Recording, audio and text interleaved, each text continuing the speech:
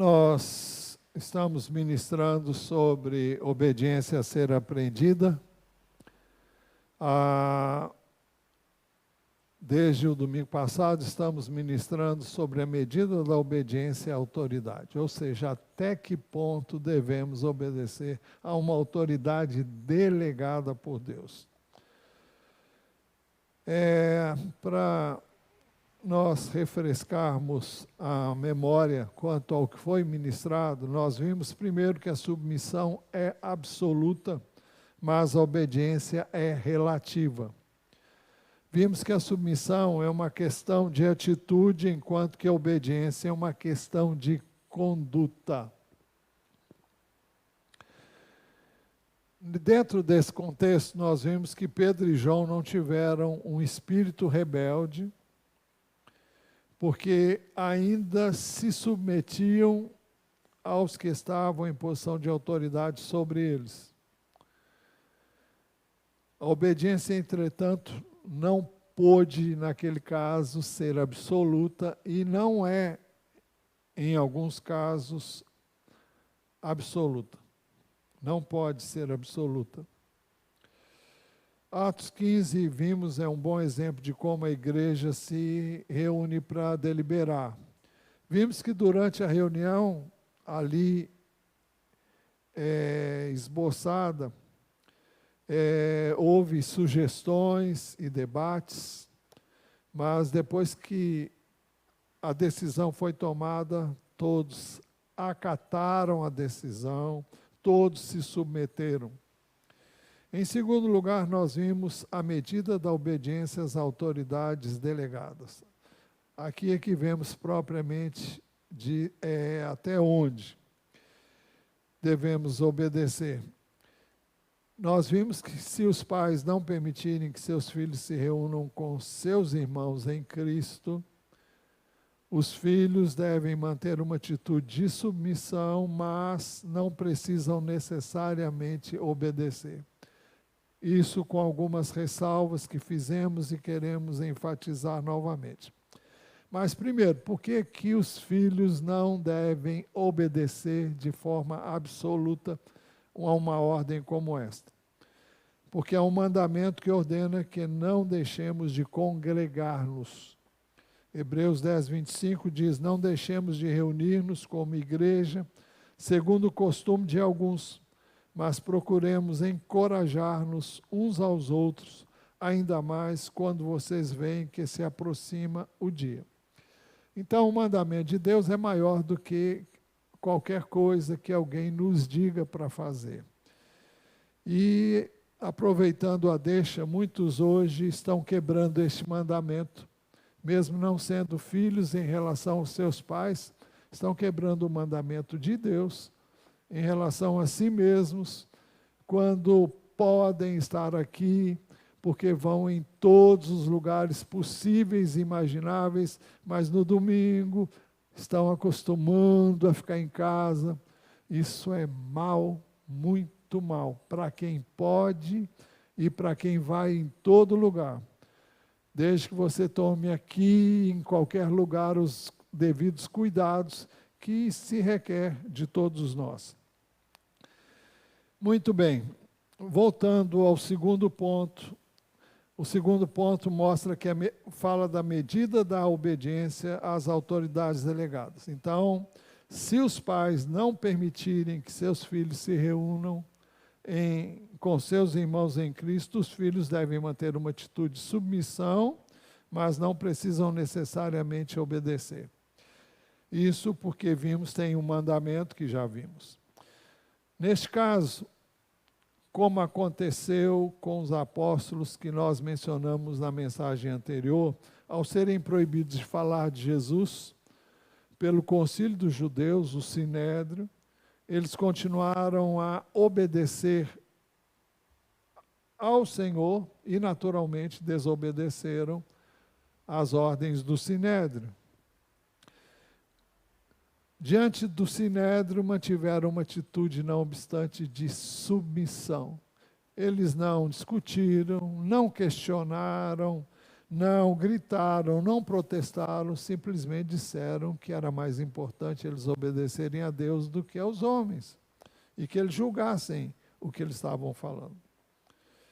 Eles apenas calma e mansamente discordaram. Assim devem fazer os filhos em relação aos pais.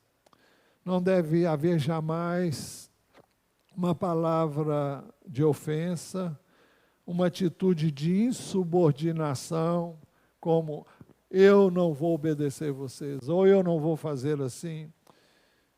Então, não é essa atitude que Deus requer de nós. Quem reconhece a autoridade agirá com delicadeza, com respeito, e a sua submissão deve ser absoluta, tanto no coração quanto em palavras. E não deve haver sinais de rispidez e de rebeldia. O ensino da Bíblia em relação aos filhos, aliás, para os filhos em relação aos pais, não deixa qualquer dúvida. Os filhos devem obediência aos pais. Efésios 6, de 1 a 3, diz assim: filhos, obedeçam a seus pais no Senhor, pois isto é justo. Honre o seu pai e sua mãe, que é o primeiro mandamento com promessa, para que tudo corra bem com você e você tenha uma longa vida sobre a terra. Como conciliar um mandamento com o outro? Bom, você deve obediência aos seus pais, como autoridades delegadas por Deus, a menos que eles contrariem uma ordem dada por Deus.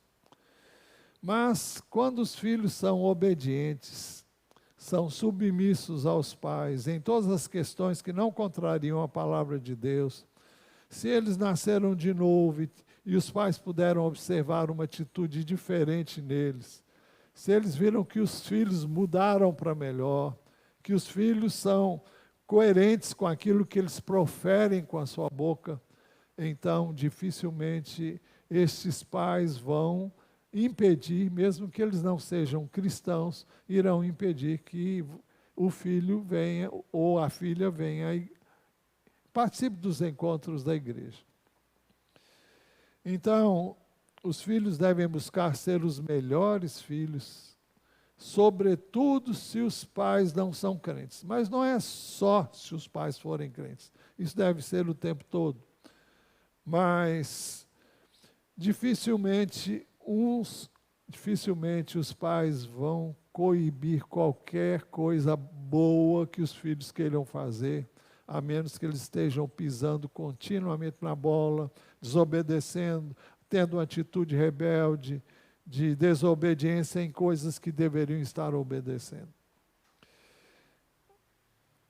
Esse princípio funciona da mesma maneira com relação às mulheres aos seus maridos.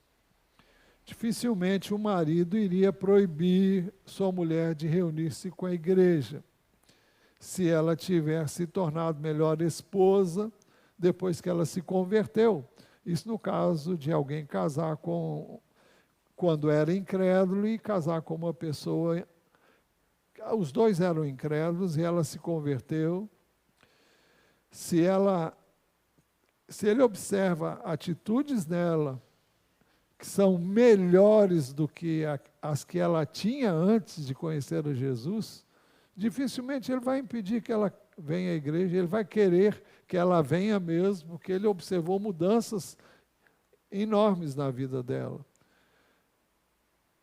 O ensino para as mulheres em relação aos maridos não deixa qualquer dúvida. O texto diz: do mesmo modo quanto as mulheres idosas, estou lendo Tito 2, 3 a 5.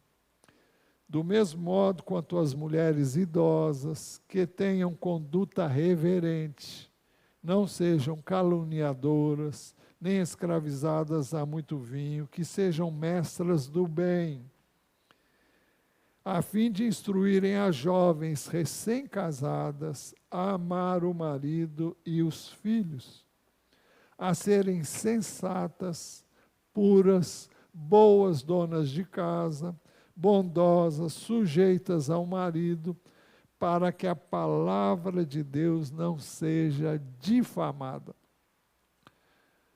Para que a palavra de Deus não seja difamada. O que dá ocasião, no caso das mulheres em relação aos maridos, darem ocasião para eles difamarem o procedimento delas, será porque elas estão dando ocasião a isso.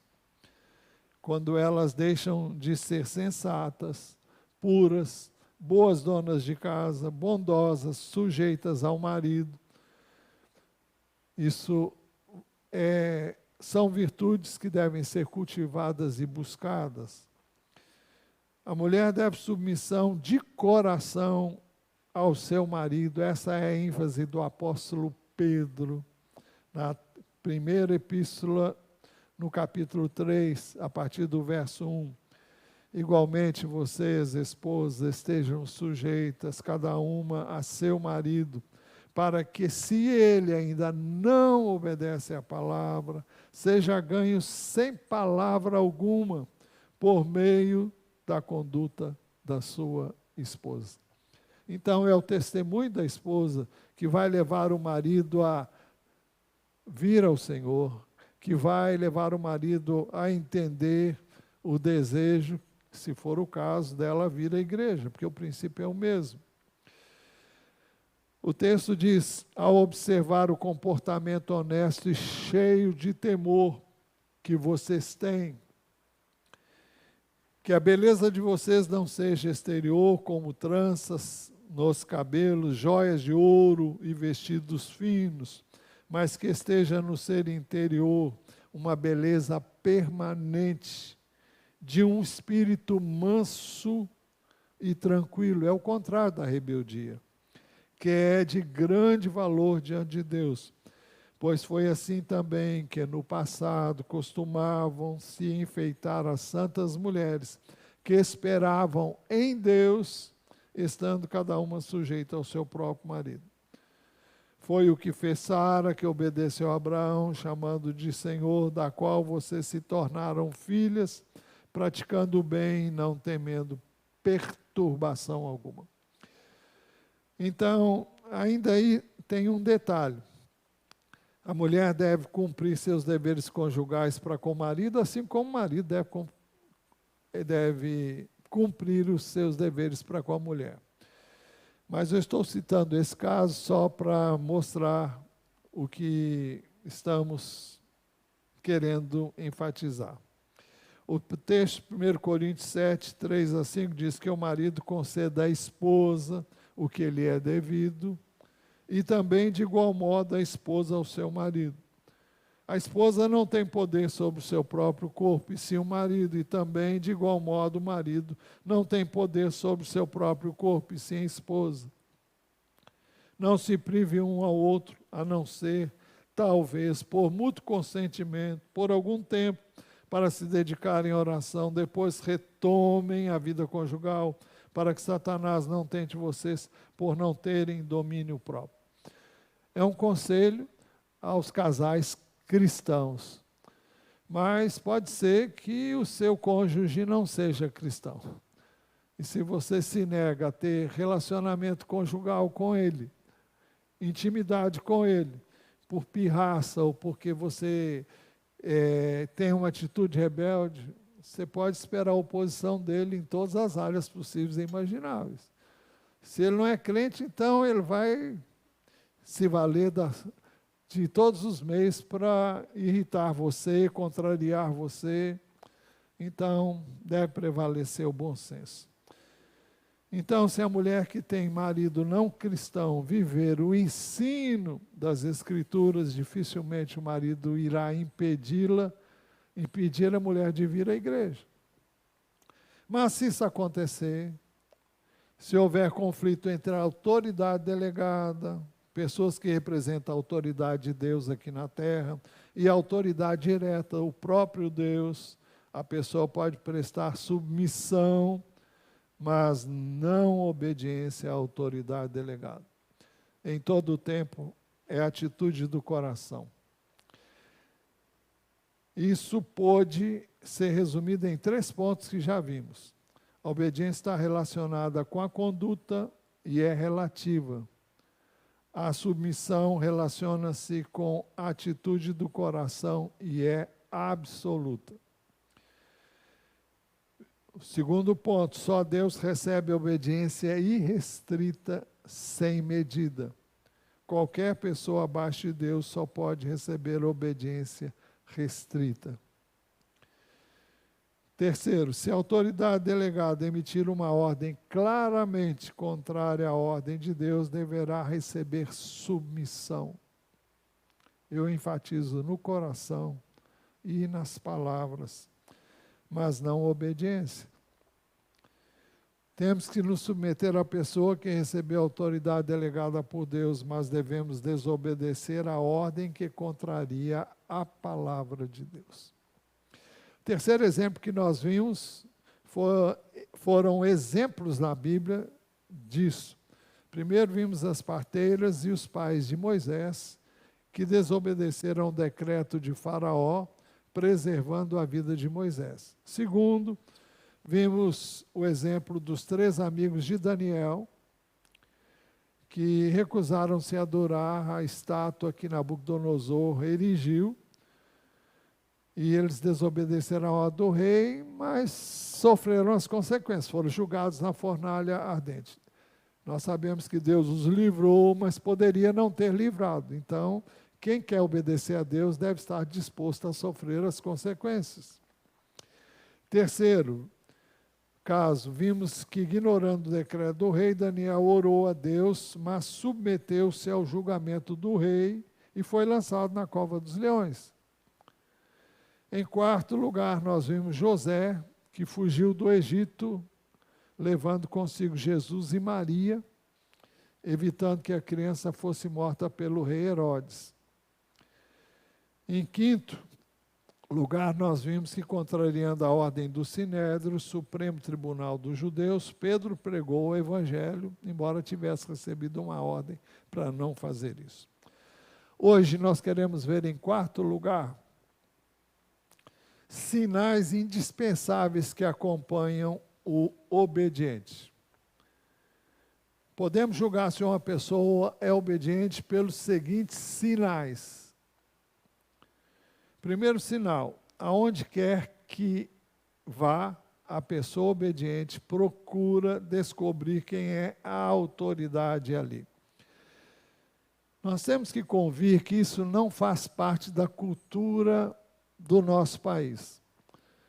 Nós, quando chegamos numa casa, nós não queremos saber quem é a autoridade lá. A gente chega e fala com a primeira pessoa que aparece. Mas o certo seria nós perguntarmos: será que eu posso falar com a pessoa, o chefe da casa? Ah, ele não está. Com quem eu posso falar? Mas a gente não faz isso, não. Porque nós não temos essa cultura, mas esse é um princípio que deveria nortear a nossa vida. Eu devo me dirigir primeiro àquela pessoa que tem autoridades para poder me receber ou não, para poder me ouvir ou não. Se eu precisar falar com uma outra pessoa, eu deveria pedir autorização a quem tem autoridade para eu me dirigir a essa pessoa onde ele tem o controle, onde ele é a autoridade. Então, aonde quer que eu vá, a primeira coisa que eu devo fazer é saber quem é a autoridade nesse lugar e me submeter a ela. A igreja é o lugar onde a obediência pode ser aprendida, porque no mundo não há obediência. Por que que no mundo não há obediência? Porque a criança já nasce desobediente, gente. Todo mundo sabe que a criança, quando a vontade dela não é feita, ela põe a boca no mundo. Quanto mais tenra, mais ela grita. Bom, isso pode ser um meio dela expressar a sua necessidade, pode estar sentindo dor, fome, sede, tudo bem, porque ela não tem outro mecanismo para poder se expressar. Mas depois que ela consegue se expressar, ontem nós estávamos ouvindo uma criança gritando, não era uma criança pequena, uma criança já de uma certa idade. E ela estava pondo a boca no trombone, gritando, fazendo um maior show para todo mundo ouvir. E ela gritava, eu quero a minha mãe, eu quero a minha mãe. A suposição que a gente tinha é que ela estava com uma pessoa que não era a mãe dela. Na realidade, eu fiquei pensando o que está acontecendo. É muito comum, lá onde eu moro, a gente vê pessoas que têm cachorro em casa. Não confundam as coisas, por favor. Tenham cachorros em casa, elas vão trabalhar e deixam o cachorro lá. O que ele faz? Ele late, late, late, late, late o tempo todo, incomoda todo mundo. E essa criança, não sei onde estava a mãe dela. Mas ela não queria estar com a pessoa que estava com ela. E ela estava aprontando o maior banzé possível e imaginável. Mas isso expressa, eu não sei como é que a mãe fala com o filho quando ela tem que sair, mas se ela delega a autoridade dela para alguém, esse filho tem que obedecer. Também não fiquei sem saber se ele estava sendo maltratado, se não estava, quem estava cuidando, se estava fazendo isso de acordo. Não sei de nada. Mas eu sei que as pessoas expressam o seu desagrado quando não lhes são feitas as vontades pessoais. E isso é uma coisa natural em todo ser humano. A menos que você conheça Jesus e aprenda dele que você deve ser obediente, você não vai ser obediente. E não é bastante saber, é necessário que você queira ser como ele foi e obedecer a palavra dele. Então, a igreja é o lugar onde a obediência pode ser aprendida, porque no mundo não há obediência. Só os cristãos podem obedecer. Por que podem? Não porque eles sejam capazes de obedecer, mas porque o Senhor é poderoso para capacitar cada um que quer obedecer para obedecer. O Senhor não nos dá mandamentos que eu e você não possamos obedecer. Mas Ele nunca quis que eu obedecesse na minha força,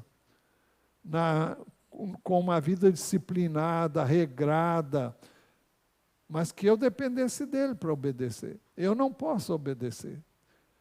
Por mim mesmo, não.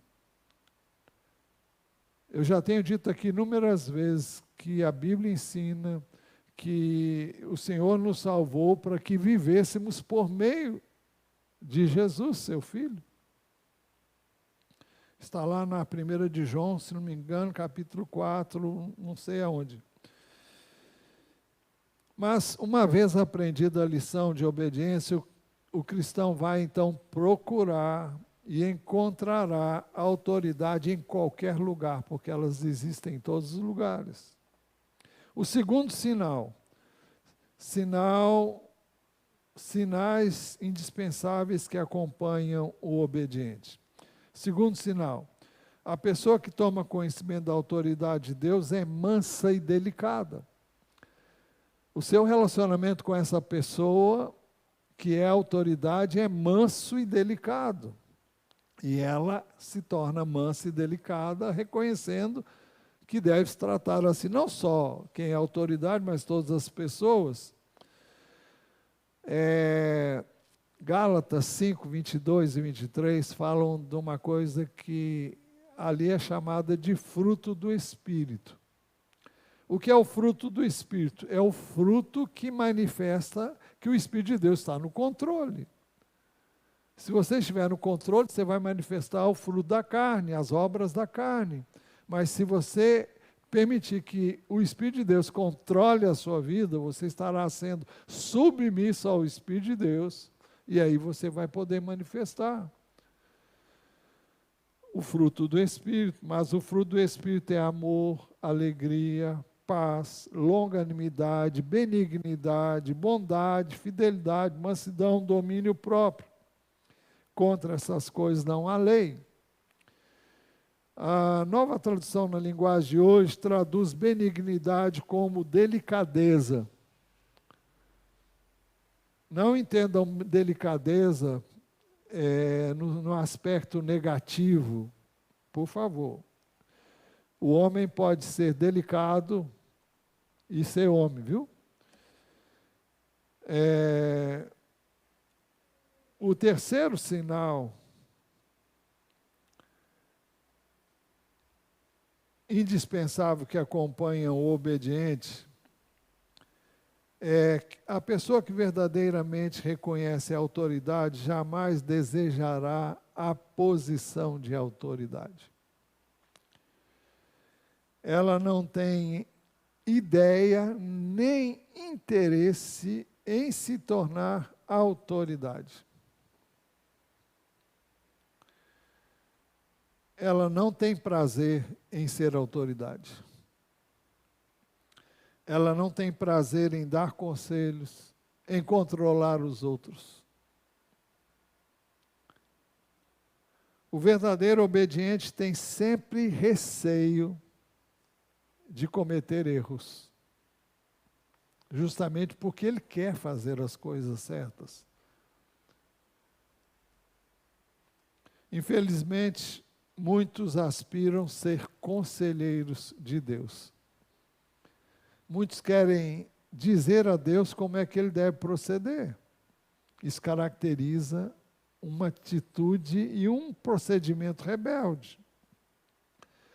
Romanos 11, 34 e 35 diz assim: pois quem conheceu a mente do Senhor? Ou quem foi o seu conselheiro? Ou quem primeiro deu alguma coisa a Deus para que isso lhe seja restituído? Uma das coisas que são abordadas no livro de Jó é a conversa de Jó com Deus. Jó questiona o fato de estar sofrendo de maneira injusta. E ele proclama a sua justiça o tempo todo. E, de fato, ele recebeu elogios do próprio Deus, homem íntegro e justo. Logo no início do livro, isso é dito dele. Mas ele questionou o que estava passando e vivendo, tendo em vista que ele estava procurando fazer tudo certinho, e ele não estava entendendo nada disso. E os amigos da onça dele, você sabe quem é amigo da onça? Isso é tão antigo que...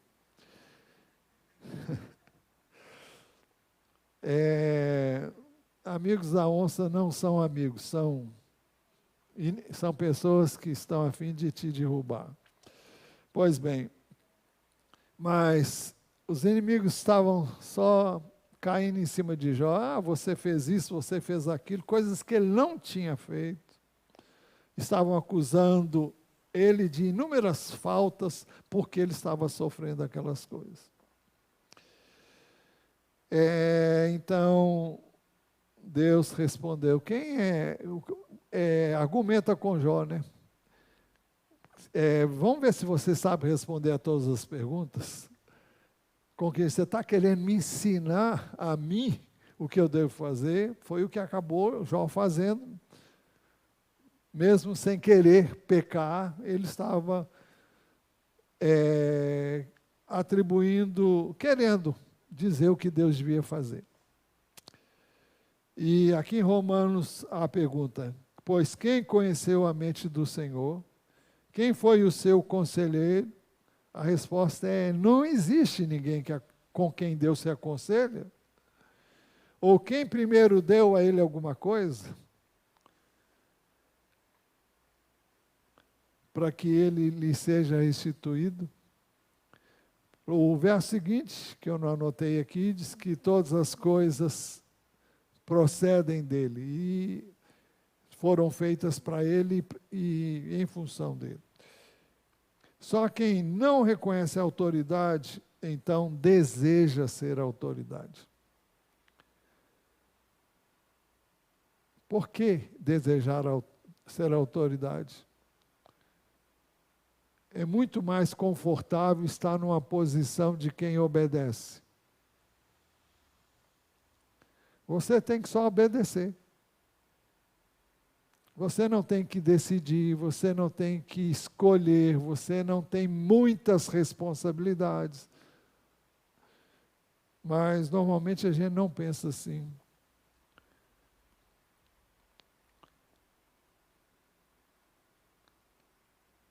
Estar em posição de autoridade é um desafio enorme. E eu digo para vocês, diante de Deus, nunca quis, nunca busquei estar em posição de autoridade.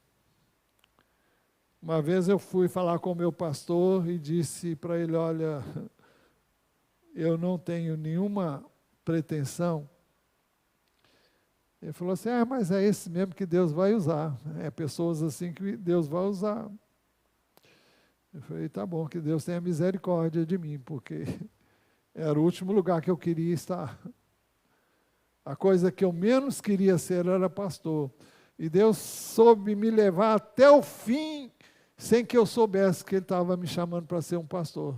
Eu sabia que Ele tinha um chamado para mim, mas nunca imaginei que seria pastor.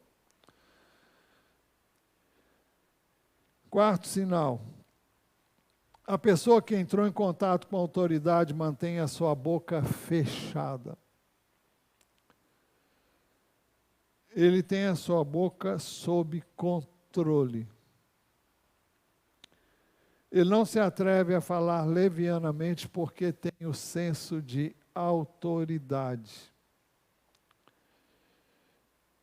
Mateus 12, 36, 37, Jesus disse assim, digo a vocês que no dia do juízo as pessoas darão conta de toda palavra inútil que proferirem, porque pelas suas palavras você será justificado e pelas suas palavras você será condenado. Então,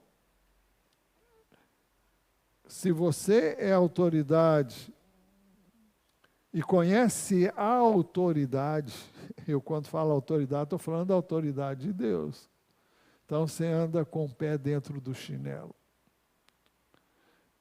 E você tem cuidado de falar. E mesmo tendo cuidado, você às vezes fala o que não deve falar. Eu sempre digo às pessoas, agora eu não estou na porta recebendo as pessoas no final do culto, ou cumprimentando as pessoas. Mas muitas vezes as pessoas lá me faziam perguntas e eu continuo dizendo, não me perguntem nada assim no meio do tumulto. E não espere de mim uma resposta imediata, porque sempre que eu dei uma resposta imediata, eu me arrependi depois. Eu não sou bom para agir sob pressão, mesmo que ela seja involuntária. As pessoas querem uma solução assim, vapt-vupt. E não é bom fazer isso.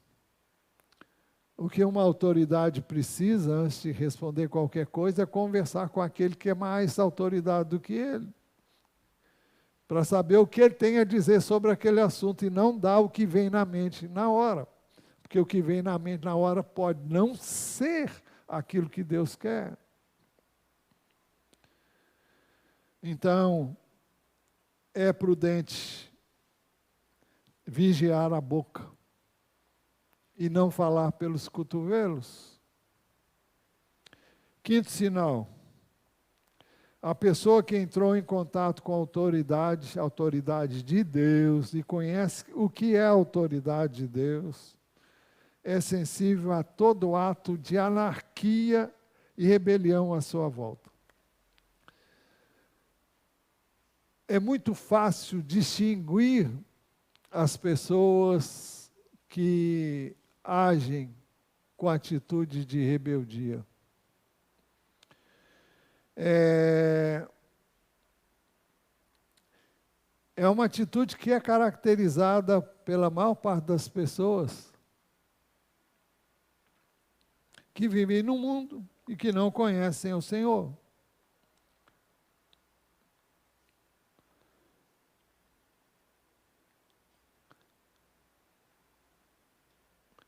o princípio de anarquia tem enchido a terra e até mesmo a igreja. Só aqueles que experimentam autoridade podem levar outros à obediência. Enquanto você não aprender a ser submisso, você não saberá exercer a autoridade. Você não conseguirá exercer a autoridade.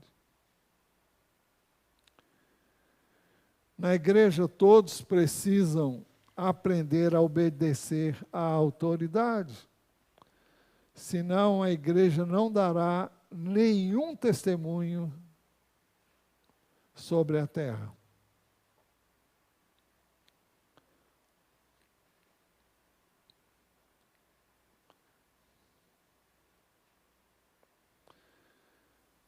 Muitas vezes,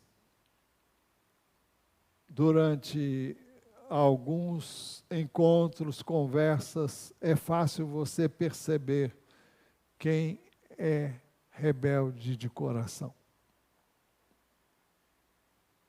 Ela sempre tem alguma coisa a dizer. Mais, e se? Ela argumenta, ela contra-argumenta, ela tem sempre uma explicação para dar, porque ela age assim, porque ela faz assado.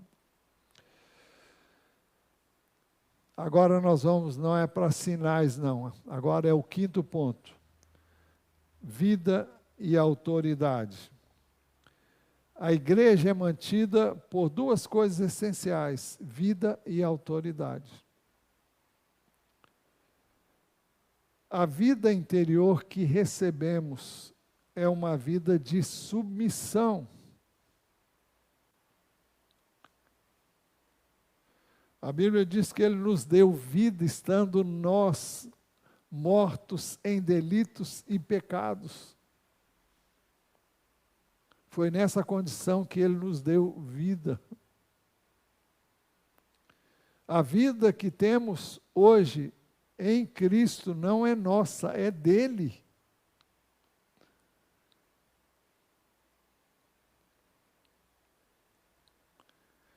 E essa vida é uma vida de submissão, porque Ele foi submisso e obediente até a morte, e morte de cruz.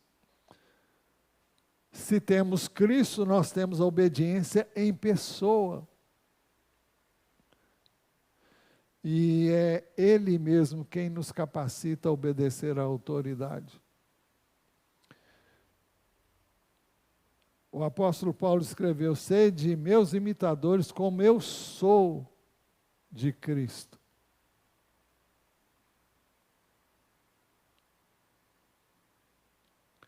Ele disse: aquilo que era lucro, isso considerei perda por causa de Cristo. Na verdade, considero tudo como perda, pela sublimidade do conhecimento de Cristo Jesus, meu Senhor. Por causa dele, perdi todas as coisas e as considero como lixo para ganhar a Cristo. É muito diferente o Saulo de Tarso do Paulo quebrantado depois do encontro com Jesus.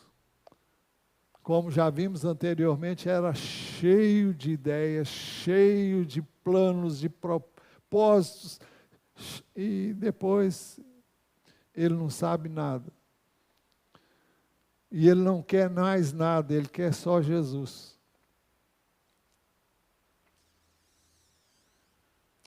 Ele descobre que não estava com nada.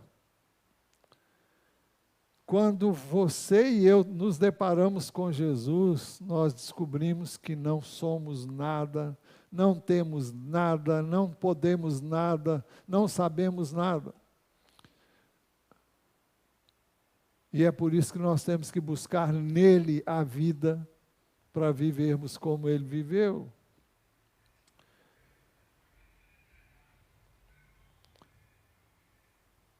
Então, a vida interior que recebemos é uma vida de submissão que nos capacita a obedecer à autoridade. Dificuldades dentro da igreja raramente se encontram em questões de desobediência externa. As pessoas não externam, bom, muitas vezes externam, mas não de maneira ostensiva a sua insubmissão.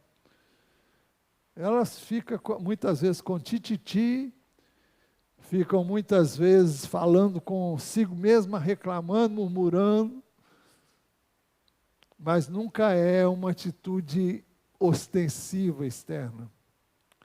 Por isso que nós temos que aprender a ser obedientes e submissos de coração.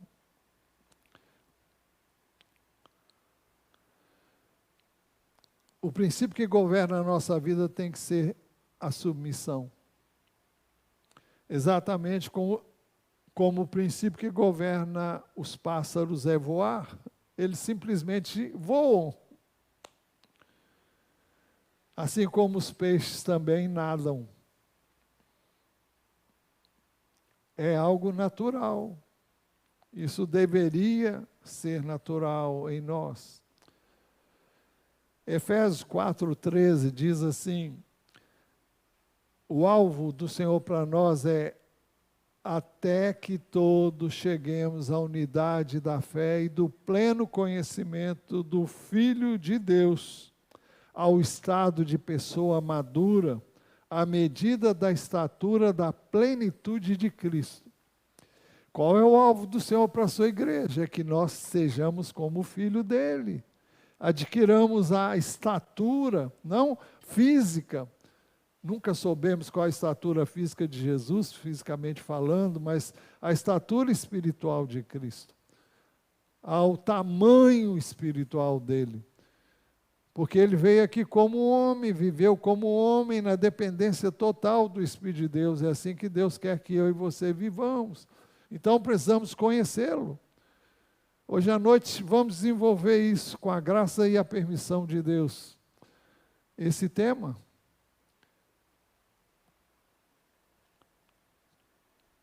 Mas, na realidade,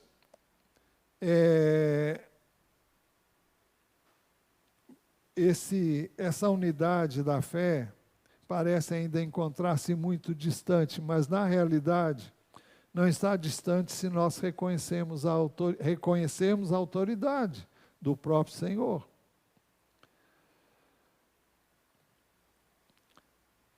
Assim, nós seremos um na fé. Atualmente, nós já temos a vida que habita em nós, o próprio Senhor Jesus, e já percebemos algo do princípio que governa a vida que recebemos de Deus. Ou seja, nós percebemos que Cristo é submisso ao Pai. Sempre foi. E se o Espírito dele está em nós, nós seremos submissos a Deus. E a Ele, porque Ele hoje é Senhor. E a vida que nós recebemos dele não é só para resolver a questão do pecado, esse é o lado negativo, mas principalmente para obedecer, que é o lado positivo. Graça não significa apenas perdão, mas significa poder para obedecer. Conclusão. Quando o espírito de rebeldia nos abandonar, então o espírito de obediência será rapidamente restaurado à igreja. E o sublime estado de Efésios 4:13 vai se fazer sentir na igreja, até que todos cheguemos à unidade da fé e do pleno conhecimento do Filho de Deus, ao estado de pessoa madura, à medida da estatura da plenitude de Cristo. Se todas as igrejas locais andarem no caminho da obediência, essa gloriosa unidade da fé aparecerá realmente diante dos nossos olhos. Parece algo utópico, inalcançável, mas a Bíblia é muito clara em dizer que este é o alvo de Deus para nós, nos conformar à imagem e à semelhança do seu Filho. Eu queria que você agora fechasse os seus olhos e falasse com Deus o que você quer ser e como você quer proceder. Quem sabe você precisa pedir que Ele te dê mais dele. Quem sabe você já chegou ao ponto de desistir de você. Que ótimo se você tiver chegado a esse ponto. É muito importante que eu e você não tenhamos qualquer expectativa de nós. Nós não devemos pensar de nós além do que devemos. Somos pessoas salvas pela graça, por meio da fé em Jesus, não por obras praticadas por nós, mas pela sua muita misericórdia Ele nos salvou e nos regenerou pelo lavar renovador do Espírito de Deus, que foi derramado de forma abundante sobre nós. Ó Deus, eu te peço que o Senhor tenha misericórdia de nós e nos ajude a viver em Ti, por meio de Ti. A Tua palavra é muito clara em dizer que Jesus veio para que nós vivêssemos por meio dEle. Ajuda-nos a viver nele, por meio dEle, através dEle e para Ele. Vem nos tomar, vem nos encher, vem nos fazer transbordar. Queremos mais do Teu Filho. Queremos Ele na sua plenitude em nós, pelo Teu Santo Espírito. Então vem e enche-nos de Ti, ó Deus. Enche-nos do Teu Filho pelo Teu Espírito. Que Ele governe, que Ele tenha domínio, que a sua autoridade prevaleça em nós, como indivíduos e como igreja do Senhor Jesus. Ouve-nos, pelos méritos dele, nosso Senhor Jesus Cristo, é que oramos. Pedimos que ao sair daqui saiamos em paz, seguros, e que o Senhor nos traga de volta a este lugar, para juntos buscarmos a Tua presença. Nós oramos no precioso nome de Jesus. Amém.